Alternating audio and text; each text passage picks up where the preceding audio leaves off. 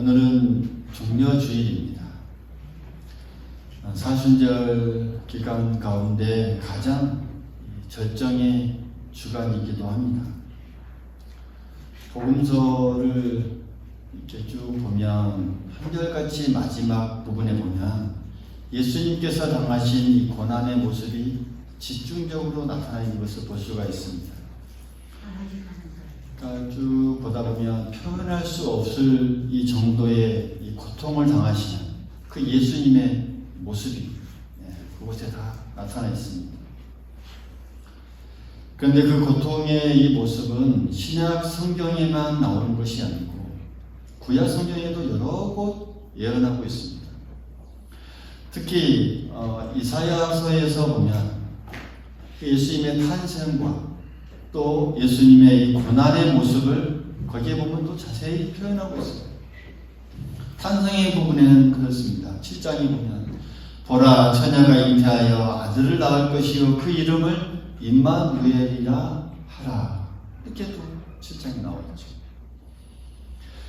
또 53장에도 보면 그 예수님께서 찔림을 당하시고 또 상함을 입고 또 그가 징계를 받고 그가 채찍에 맞았고 또 마치 도수장으로 끌려가는 어린 양처럼 그는 곤욕과 신문을 당할 것이다 라는 말씀이 이사야 53장에 보면 쭉 나와 있습니다.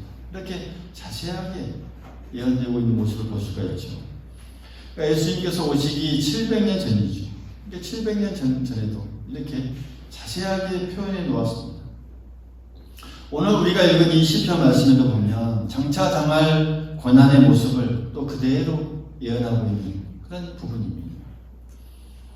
1절에 보면 내 하나님이여 내 하나님이여 어찌 나를 버리셨나이까 어찌 나를 멀리하여 돕지 아니하시오며 내 쉬는 소리를 듣지 아니하시나이까. 이 말씀은 마태복음 27장 46절에 나오는 그 말씀과도 동일합니다. 거기에 보면 엘리 엘리 라마 사박다니 이렇게 나오죠. 그러면서 그 뒤에 보면 해설로서 이는 곧 나의 하나님 어찌하여 나를 버리셨나이까 하는 뜻이라 이렇게 표현되어 있습니다. 그러니까 시편은 예수님께서 오시기 이전에 많은 신앙의 위인들이 어떻게 보면 간증하는 그런 어떤 이 시편, 시죠. 그 신앙의 위인들이 쓴 시죠. 다윗이나 솔로몬이 대표적인 또 인물이기도 하죠. 그런데 이미 1000년 전에 장차 이 고난을, 장차 닥치게 될 고난을 그대로 묘사해 놓고 있습니다. 2000년이 지난 또 우리 또한도 그 고난 앞에 또 서 있습니다. 이 고난은 이 시대를 넘어서, 역사를 넘어서 항상 또 다가오는 세대에 그 소중한 의미와 뜻을 그대로 전달해주고 있습니다. 오늘 우리는 다시 한번 그 또 고난주간을 또 맞이하게 되는 것이죠. 그래서 우리가 다시 한번 이 고난주간을 맞이하면서 예수님께서 당하신 이 고난의 이 모습을 우리의 마음에 또 그려볼 수 있기를 바라겠고 또 우리 나름대로 또 상상해 볼 수 있기를 바라겠고 또 그것을 통해서 주시는 그 소중한 의미와 뜻을 다시 한번 깊이 되새길 수 있기를 간절히 소망하겠습니다. 오늘 우리가 예수님이 당하신 이 고난의 모습을 그려보고 또 생각해 볼 때 가장 먼저 그려지는 그 모습은 무엇보다도 그렇습니다. 철저히 버림받는 그 예수님의 모습을 우리가 그려볼 수가 있다는 것이죠. 철저하게 버림을 받았습니다. 오늘 1절에 보면 하나님이여 어찌하여 나를 버리셨나이까 라고 외치십니다. 마태복음 27장 46절에 보면 엘리 엘리 라마 사박다니 라고 외치십니다. 그러니까 이 외침을 우리가 쭉 묵상해 보면 정말 철저히 버림받는 그 예수님의 모습을 우리가 그려볼 수 있는 것이죠. 누구로부터 이 버림을 받았습니까? 먼저는 하늘로부터 외면당하고 버림받는 그 모습입니다. 아무리 불러도 하나님은 대답이 없습니다. 사랑하는 아들이 십자가에 매달려서 엘리 엘리 라마 사박다니, 나의 하나님 어찌하여 나를 버리셨나이까 라고 부르짖어도 하나님은 끝내 그 고난당하는 그 아들의 아픔을 외면하십니다. 하나님은 끝까지 침묵하시고 개입하지 않으셨습니다. 그때의 답답한 마음을 2절의 말씀 보면 이렇게 표현하고 있는 것이죠. 내 하나님이여, 내가 낮에도 부르짖고 밤에도 잠잠하지 아니하오나 응답하지 아니하시나이까. 그러니까 이 정도 절규하면 누군가 다가와야 하고 응답이 있어야 하는데, 그렇게 예수님께, 또 하나님은 그렇게 예수님을 철저하게 버리십니다. 여러분, 우리의 이 자녀가 이렇게 고난당한다고 하면 생각해 보십시오. 우리들의 자녀가, 내가 낳은 그 자녀가 이렇게 고난당한다고 하면 생각해 보십시오. 부모의 마음은 다 똑같습니다. 물론 가끔 정상적이지 않은 부모가 있긴 하지만, 정상적인 부모라면 자기 자녀를 이렇게 버릴 수가 없습니다. 특히 고난을 당한다면, 고난당하는 그 상황이라면 눈 뜨고 지켜볼 그 부모가 어디 있겠습니까? 고대 시대에 화려했던 이 폼페이라는 그런 도시가 있었습니다.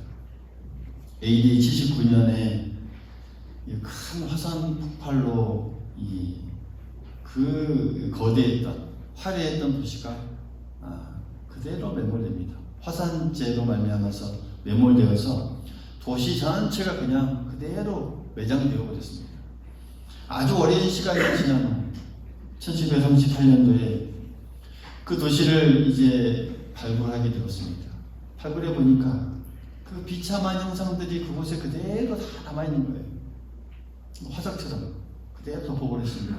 캐내니까 그대로 남아있는 거예요. 그 중에 한 장면은 그렇습니다. 어떤 어머니가 아들을 꼭 안고 있는 그 모습이 그대로 발견됐다고 해요.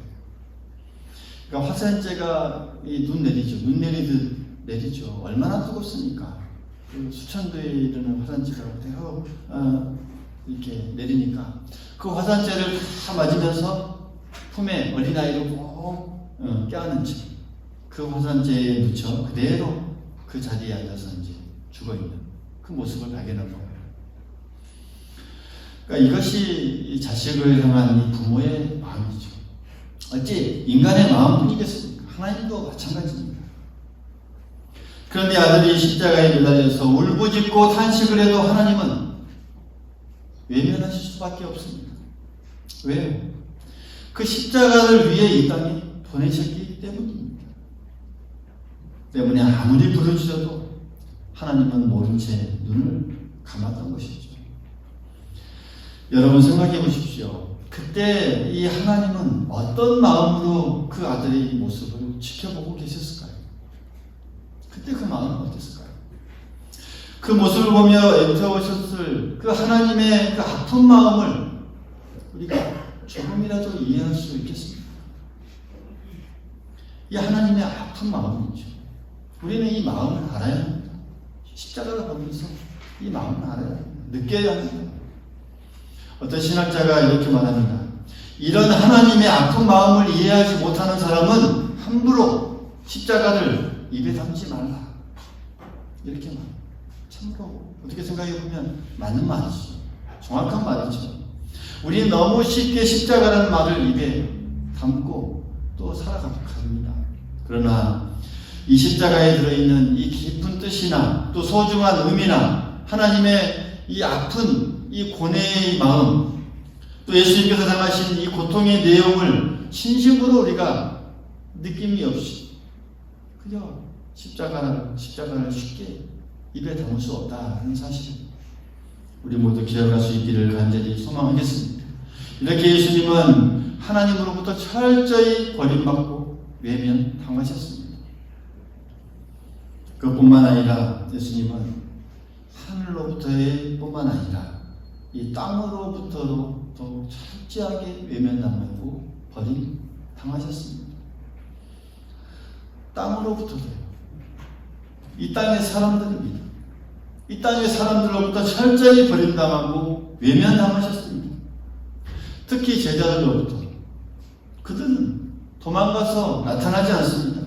3년 동안 동고동락하면서 그 함께했을, 그 느꼈을 정, 사랑, 또 우정, 또 의리 다 순간 외면당했습니다. 그리고 주변에 많은 사람들은 또 어떻습니까? 배고플 때 이 떡을 얻어먹은 많은 사람들도 있었습니다.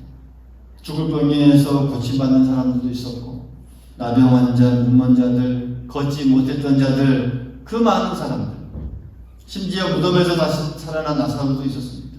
다 도망갔어. 어디 있는지 지금 나타나지 않습니다. 그들로부터 철저하게 버림당하고 또 외면당하셨습니다. 그렇게 고독하게 외롭게 운명하셨습니다. 그래서 예수님의 고난을 철두철미 버림받은 그 고난이었다라고 말할 수 있는 것이죠. 그래서 엄밀하게 표현하자면 고난보다는 오히려 버림받으신 것입니다. 버려졌습니다.